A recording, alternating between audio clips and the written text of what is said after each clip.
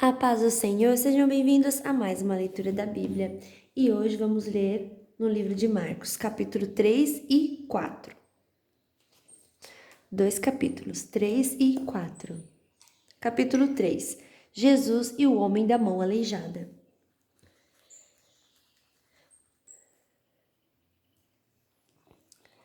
Jesus foi outra vez à sinagoga. Estava ali um homem que tinha uma das mãos aleijadas. Estavam também na sinagoga algumas pessoas que queriam acusar Jesus de desobedecer à lei. Por isso ficaram espiando Jesus com atenção, para ver se ele ia curar um homem no sábado. Ele disse para o homem: "Venha cá", e perguntou aos outros: "O que é que a nossa lei diz sobre o sábado?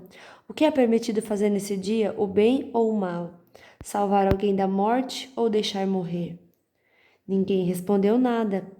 Então Jesus olhou zangado e triste para eles, porque não queriam entender, e disse para o homem: "Estenda a mão." O homem estendeu a mão e ela sarou. Logo depois, os fariseus saíram dali e, junto com as pessoas do partido de Herodes, começaram a fazer planos para matar Jesus. Jesus cura outros doentes. Jesus e os discípulos foram até o lago da Galileia, junto com ele ia muita gente da Galileia, da Judeia, de Jerusalém, da Idumeia, do lado leste do Rio Jordão e da região de Tiro e de Sidom. Todos iam ao encontro de Jesus, porque ouviam falar a respeito das coisas que ele fazia. Jesus pediu aos discípulos que arranjassem um barco para ele, a fim de não ser esmagado pela multidão, pois ele estava curando tanta gente que todos os doentes se juntavam em volta dele para tocá-lo. E as pessoas que tinham espíritos maus, ao verem Jesus, caíam aos pés dele e gritavam: "O Senhor é o Filho de Deus!" Mas Jesus proibiu duramente os espíritos de dizerem quem ele era. Jesus escolhe os 12 apóstolos. Jesus subiu um monte, chamou os que ele quis e eles foram para perto dele. Então escolheu 12 homens para ficarem com ele e serem enviados para anunciar o evangelho. A esses 12 ele chamou de apóstolos. Eles receberam autoridade para expulsar demônio. Os 12 foram estes: Simão, a quem Jesus deu o nome de Pedro, Tiago e João, filho de Zebedeu. A estes ele deu o nome de Boanerges, que quer dizer filhos do trovão. André, Filipe, Bartolomeu, Mateus, Tomé, Tiago, filho de Alfeu, Tadeu, Simão, o nacionalista, e Judas Iscariotes, que traiu Jesus. O poder de Jesus para expulsar demônios. Quando Jesus foi para casa, uma grande multidão se ajuntou de novo, e era tanta gente que ele e os discípulos não tinham tempo nem para comer. Os parentes de Jesus souberam disso e foram buscá-lo, porque algumas pessoas estavam dizendo que ele estava louco. Alguns mestres da lei que tinham vindo de Jerusalém diziam: "Ele está dominado por Beelzebu, o chefe dos demônios. É Beelzebu que dá poder a este homem para expulsar demônios." Então Jesus chamou todos e começou a ensiná-los por meio de parábolas. Ele dizia: "Como é que Satanás pode expulsar a si mesmo? O país que se divide em grupos que lutam entre si certamente será destruído. Se uma família se divide e as pessoas que fazem parte dela começam a lutar entre si, ela será destruída. Se o reino de Satanás se dividir em grupos e esses grupos lutarem entre si, o reino não continuará a existir, mas será destruído. Ninguém pode entrar na casa de um homem forte e roubar os seus bens, sem primeiro amarrá-lo. Somente assim essa pessoa poderá levar o que ele tem em casa. Eu afirmo a vocês que isto é verdade. Os pecados que as pessoas cometem ou as blasfêmias contra Deus poderiam ser perdoados, mas as blasfêmias contra o Espírito Santo nunca serão perdoadas, porque a culpa desse pecado dura para sempre. Jesus falou assim porque diziam que ele estava dominado por um espírito mau. A mãe e os irmãos de Jesus. Em seguida, a mãe e os irmãos de Jesus chegaram.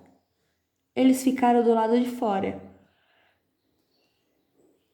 e mandaram chamá-lo. Muita gente estava sentada em volta dele e algumas pessoas lhe disseram: "Escute, a sua mãe e seus irmãos estão lá fora procurando o Senhor." Jesus perguntou: "Quem é minha mãe? Quem são os meus irmãos?" Aí olhou para as pessoas que estavam sentadas em volta dele e disse: "Vejo, aqui está a minha mãe e os meus irmãos, pois quem faz a vontade de Deus é meu irmão, minha irmã e minha mãe." Capítulo 4. O semeador.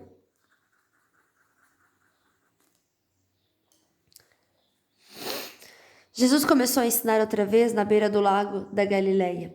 A multidão que se ajuntou em volta dele era tão grande que ele entrou e sentou-se num barco perto da praia, onde o povo estava. Jesus usava parábolas para ensinar muitas coisas. Ele dizia: Escutem, certo homem saiu para semear, e quando estava espalhando as sementes, algumas caíram na beira do caminho, e os passarinhos comeram tudo. Outra parte das sementes caiu num lugar onde havia muitas pedras e pouca terra. As sementes brotaram logo, porque a terra não era funda.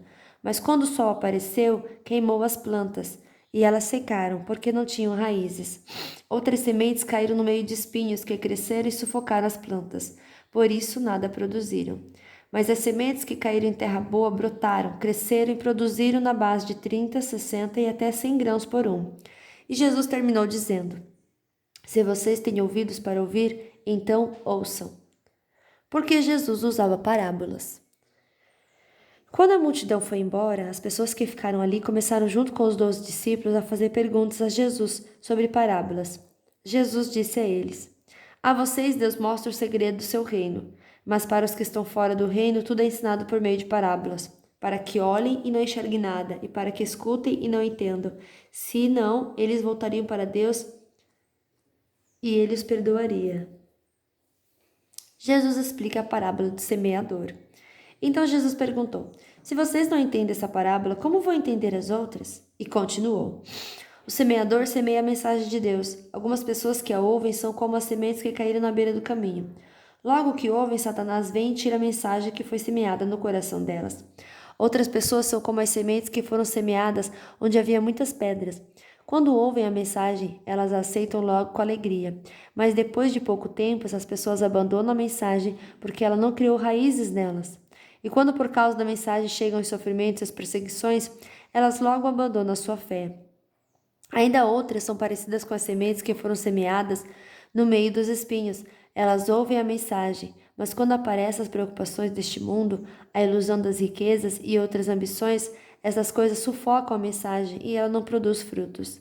E existem aquelas pessoas que são como as sementes que foram semeadas em terra boa. Elas ouvem e aceitam a mensagem e produzem uma grande colheita, umas 30, outras 60 e ainda outras 100 vezes mais do que foi semeado. A luz. Jesus continuou: Por acaso alguém acende uma lamparina para colocá-la debaixo de um cesto ou de uma cama? Claro que não. Para iluminar bem, ela deve ser colocada no lugar próprio, pois tudo o que está escondido será descoberto, e tudo o que está em segredo será conhecido. Se vocês têm ouvidos para ouvir, então ouçam. Disse também: Cuidado com o que vocês ouvem. Deus usará para julgar vocês a mesma regra que vocês usarem para julgar os outros, e com mais dureza ainda. Quem tem receberá mais, mas quem não tem, até o pouco que tem será tirado dele.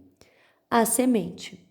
Jesus disse: O reino de Deus é como um homem que joga semente na terra. Quer ele esteja acordado, quer esteja dormindo, ela brota e cresce sem ele saber como isso acontece. É a própria terra que dá o seu fruto. Primeiro aparece a planta, depois a espiga, e mais tarde os grãos que enchem a espiga. Quando as espigas ficam maduras, o homem começa a cortá-lo com a foice, pois chegou o tempo da colheita. A semente de mostarda. Jesus continuou: Com o que podemos comparar o reino de Deus? Que parábolas podemos usar para isso? Ele é como uma semente de mostarda, que é a menor de todas as sementes, mas depois de semeada cresce muito até ficar a maior de todas as plantas, e os seus ramos são tão grandes que os passarinhos fazem ninho entre as suas folhas. O uso das parábolas.